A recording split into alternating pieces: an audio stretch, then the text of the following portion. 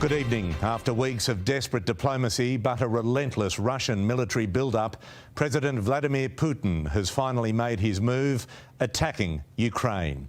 Russian fighter jets are spearheading the assault with airstrikes in border regions and close to the capital, Kiev. In a television address, Putin painted Russia the victim and Ukraine the aggressor, while warning foreign interference would lead to a terrible retaliation by Moscow. Nine's Euro correspondent Kari-Anne Greenbank is in Ukraine and she begins our coverage. Ukraine waking to war. In the capital Kiev, blasts break the night sky and sirens sound as Russia begins its invasion, launching airstrikes at targets across the country.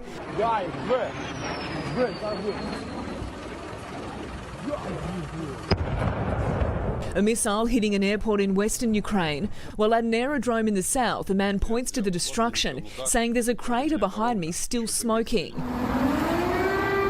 The streets out of Kiev choked with cars as families escape, heeding the warning calls. You might be able to hear that siren now, actually. So as well as the explosions, we've got a siren that has just started. It's been a really surreal morning, actually. While residents try to get out, tanks roll in from the Belarus border. Sparked by words the world had been nervously awaiting, Мною принято решение о проведении специальной военной операции. Vladimir Putin, in a televised address, announcing his decision to conduct a special military operation in Ukraine's Donbass region. The aim, he said, to protect its people from genocide and to stop the Nazification of Ukraine, with this chilling warning for Ukrainian soldiers. В том числе и граждан Российской Федерации. We urge you to lay down arms immediately and go home. Russia's response will be immediate and lead you to such consequences that you have never faced in your history. The Russian president pulling the trigger as the United Nations Security Council held an emergency meeting, imploring him not to. I have only one thing to say from the bottom of my heart. President Putin, stop your troops from attacking the Ukraine. Give peace a chance. Too many people have already died. Ambassadors from the US and UK also making urgent pleas. This is a perilous moment, and we're here for one reason and one reason only: to ask Russia to stop, return to your borders, send your troops and your tanks and your planes back to their barracks and hangars. We are here tonight to call on Russia to avert war. Earlier this evening, Ukraine's president revealed he had called Mr. Putin. Результат – тишина. The result was silence, he said. Speaking in Russian and directly addressing the people of Russia, Volodymyr Zelensky made an 11th-hour plea of his own. Россия не хочет. If the Russian leaders don't want to sit with us behind the table for the sake of peace, maybe they will sit behind the table with you. Вам говорят, что Украина может. And when you will be attacking us, you will see our faces, not our backs. But the appeal fell on deaf ears.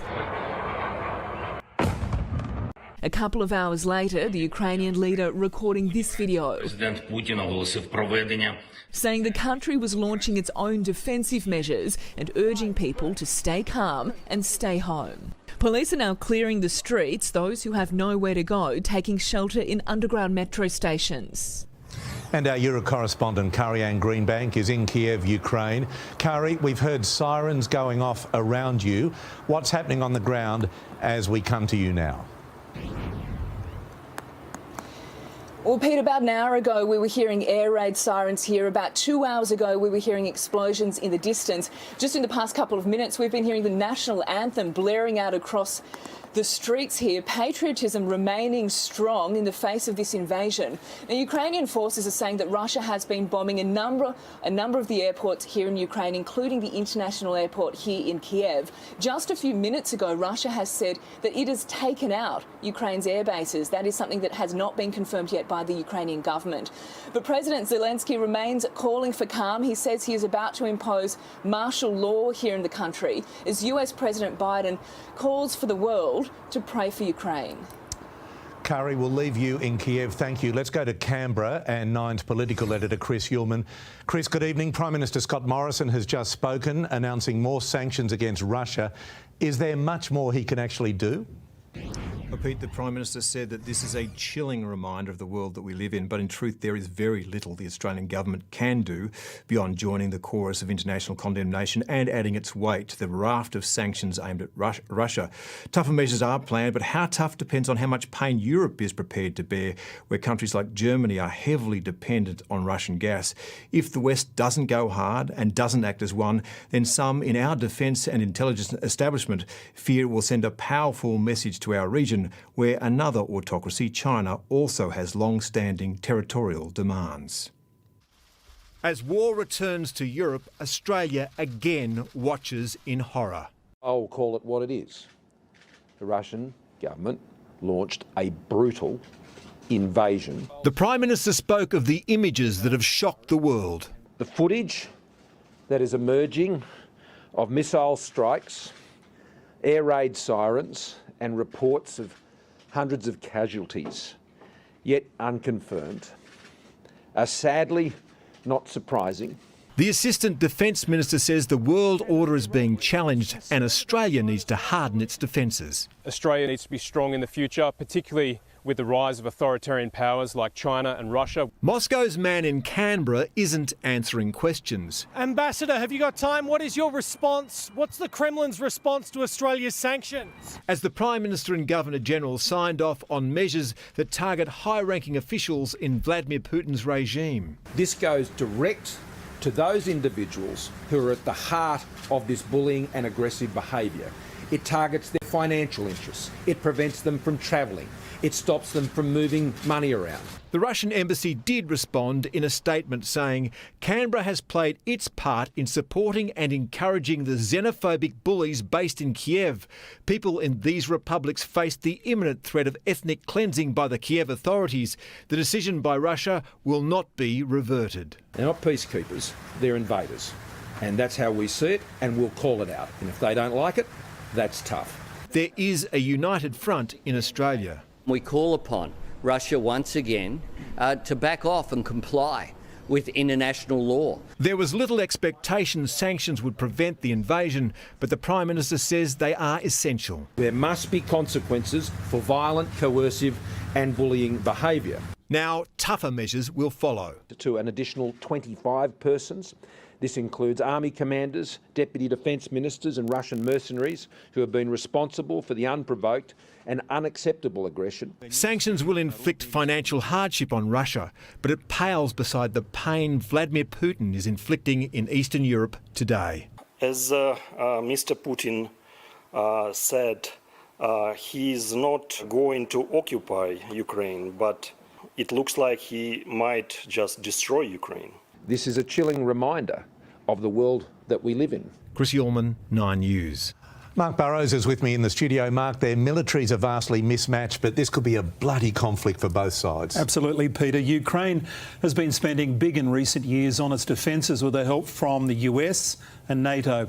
It spends around $5 billion a year on its military. It's doubled its spending after Russia rolled into Crimea with barely a shot fired. But this time, Russia won't find it as easy.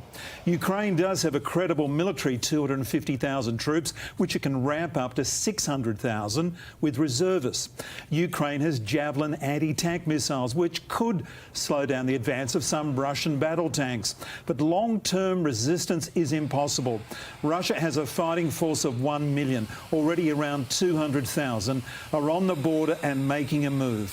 One key is Russia's superior air power, as well as its highly accurate supersonic cruise missiles. In the last half an hour, Ukrainian officials said they had shot down 5 Russian planes and a helicopter. Ukraine might be able to inflict some casualties, but if Kiev is what Putin wants, he'll get it, despite those losses. Peter. Mark, thank you. Russia's invasion of Ukraine sparked a rout on our share market. Here's Nine's business reporter, Chris Kohler. Those pictures of tanks rolling across the border sent investors into a panic spiral. They knew it was coming, but today the market reacted sharply. $64 billion was wiped out, the worst day on our share market in 17 months. No signs of recovery through the day whatsoever. Retail investors and superannuation funds will be feeling that hit, and with Wall Street already in correction territory, it's completely unclear how long this will take to recover. And that's the key reason why investors are fleeing: a complete lack of certainty around the impact of the invasion on gas and oil markets and global trade. Trying to pick a winner is just too difficult, and so they're simply heading for the exits. Unfortunately, Wall Street futures are pointing to another night of selling in New York. Chris, thank you. We'll have more on the Russian invasion a little later in the bulletin.